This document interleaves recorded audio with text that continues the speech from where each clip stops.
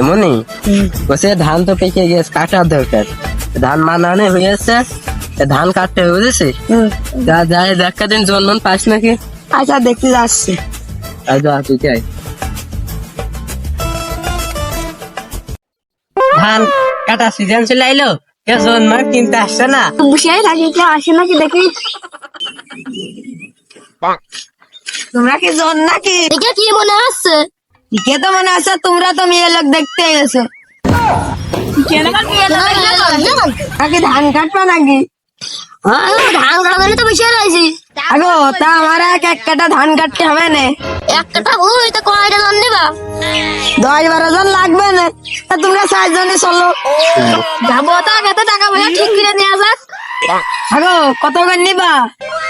1000 জন করে দিয়ে দে। এক কাটা হইতে আবার 1000 টাকা করে জন নিলে হয়? চলো তো যাই। কবে যাই?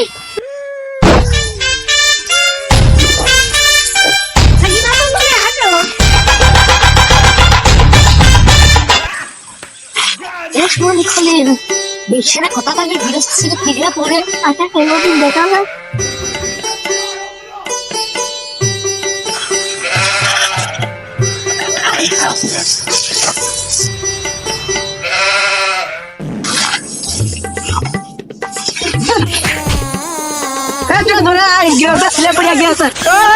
ওই দেখো দেখে পড়ে আছে কি করে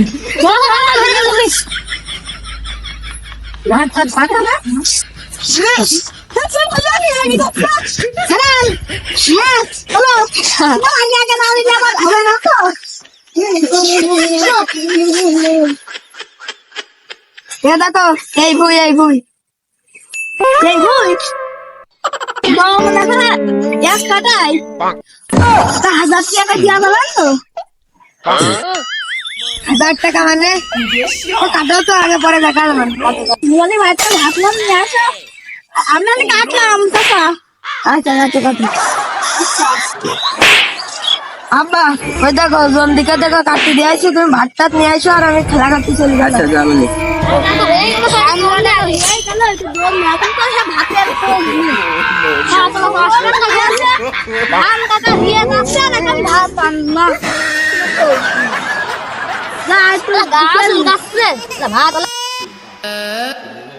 তোরা বসে রয়েছ কেন?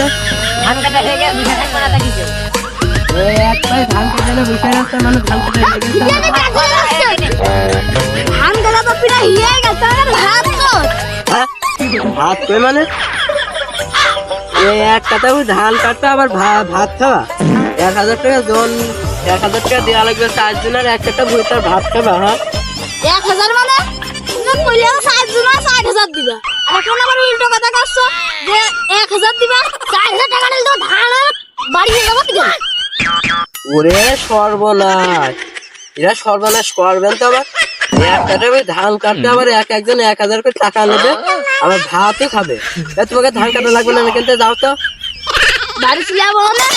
হ্যাঁ এক কাটার অর্ধেক কাটা হয়ে গেছে, তুমি টাকা দেবো না কেন? খাও নাকি? এক কাটার অর্ধেক ধান কেটে বলে তোমার টাকা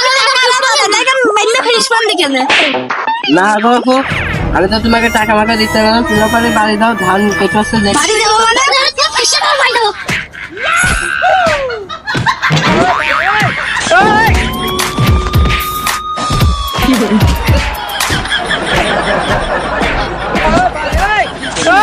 আমি পারি না আর পারি।